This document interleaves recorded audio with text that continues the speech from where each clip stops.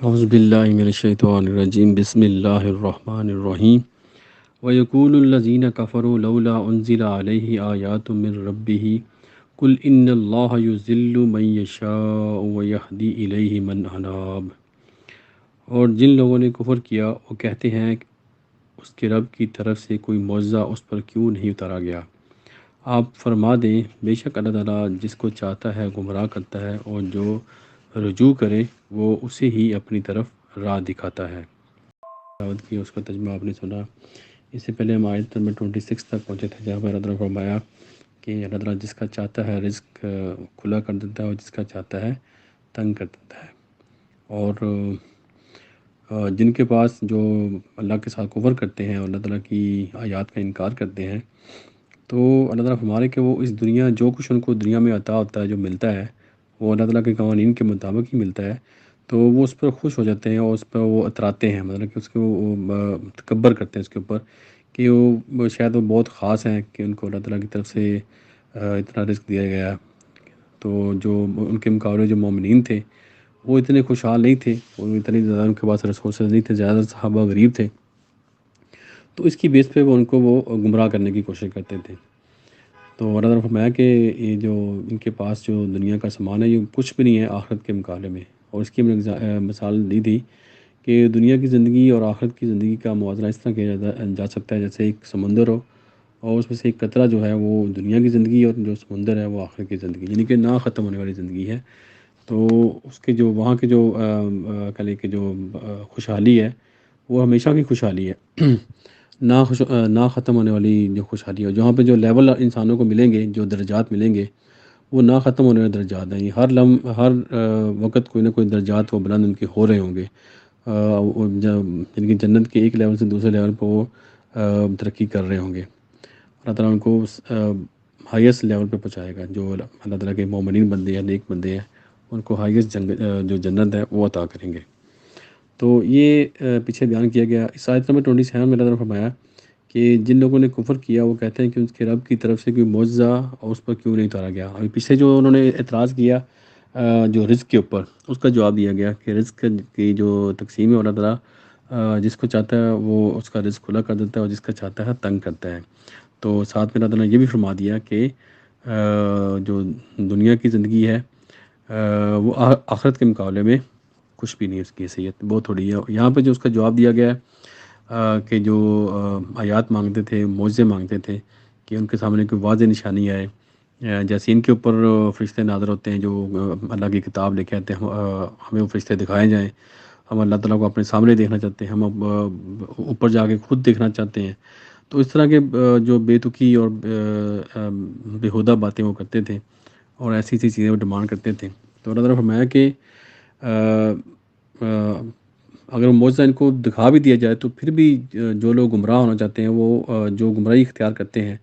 جن کا دل نہیں مانتا تو وہ نہیں مانیں گے، اس کو بھی وہ جادو کہیں گے یا کوئی اور نام دے دیں گے۔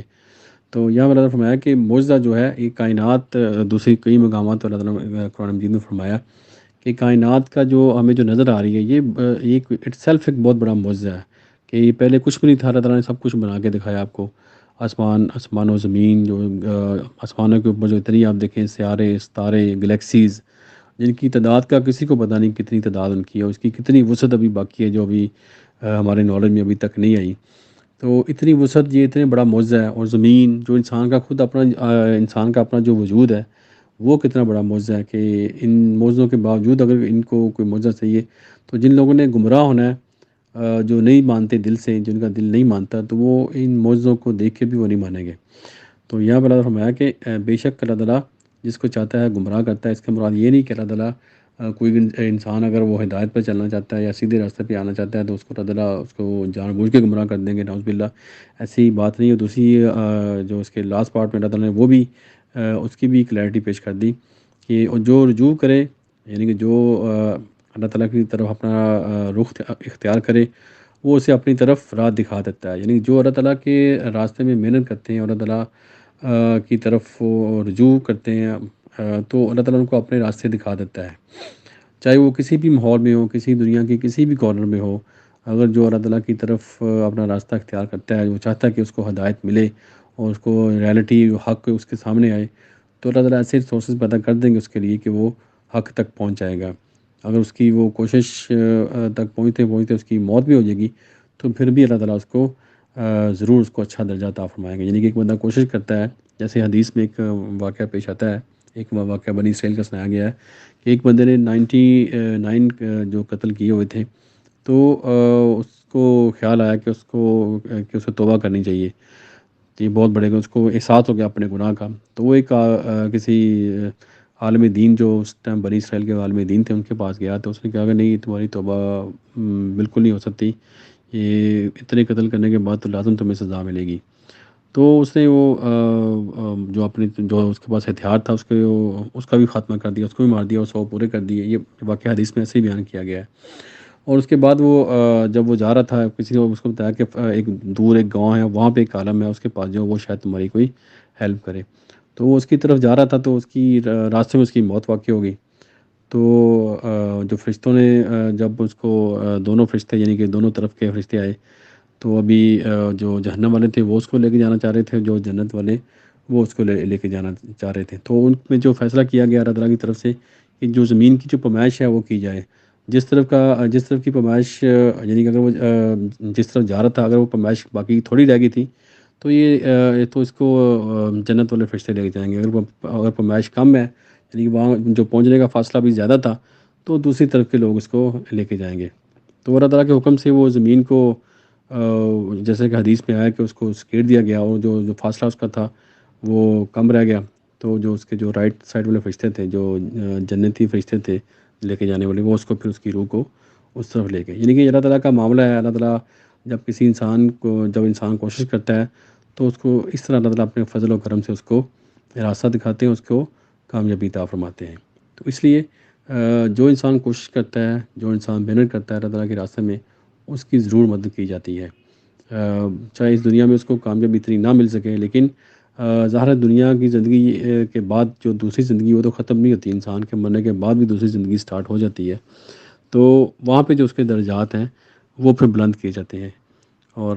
اسی طرح ہمیں بھی کوشش کرنی چاہیے کہ جس حالت میں بھی ہم ہوں، اور اللہ تعالیٰ کے راستے کی کوشش کرتے رہنا چاہیے۔ جو ہماری 24 آور کی جو ہم زندگی گزارتے ہیں، اس میں کوشش کریں کہ ہماری جو زندگی اللہ تعالیٰ کی فرما برداری میں گزرے، تاکہ ہمارا اٹھنا بیٹھنا وہ عبادت میں گزرے، اور جب اس دنیا سے ہم جائیں تو آگے بھی ہمیں اس کے جو ثمرات ہیں وہ آگے ملیں، اور آگے بھی ہماری زندگی آسان ہو۔ تو اصل جو محنت یہاں پہ دنیا میں ہم کرتے ہیں، اسی کا جو رزلٹ ہے وہ ہمیں دنیا میں بھی ملتا ہے، اور اس کا جو کامل جو رزلٹ ہے، جو مکمل جو صلہ ہے، وہ ہمیں آخرت میں ملے گا، اللہ تعالیٰ کے حکم سے، اللہ تعالیٰ کے فضل و کرم سے۔ دعا ہے کہ اللہ تعالیٰ اس رمضان میں ہمیں زیادہ سے زیادہ قرآن پاک کی تلاوت کرنے کی توفیق دے۔ یہ رمضان جو ہے وہ قرآن کا مہینہ ہے، اسی میں قرآن نازل ہوا تھا، تو اس میں ہمیں زیادہ سے زیادہ محنت کرنی چاہیے قرآن کے اوپر، اور زیادہ سے زیادہ اس کو تلاوت کرنا چاہیے، اس کو ترجمے کے ساتھ پڑھنا چاہیے، اس کو سمجھ کے، اور پھر اپنے جو خاندان کے لوگ ہیں، اپنے جو عزیز و اقارب ہیں، سب کو اس کو جو آگے تبلیغ کرنی چاہیے، آگے ان کو بتانا چاہیے، جو آپ سیکھیں وہ خود آگے بھی دوسروں کو سکھائیں۔ اللہ تعالیٰ دعا ہے کہ پوری دنیا میں جہاں جہاں کوئی بھی انسان پریشان ہے، اللہ تعالیٰ ان کی پریشانیاں دور کرے، اور جو بیمار ہیں ان کو اللہ تعالیٰ شفا دے، اور جو اس دنیا سے فوت ہو چکے ہیں اللہ تعالیٰ ان کی مغفرت کرے۔ آمین۔ صدق اللہ العظیم۔ جزاک اللہ خیر۔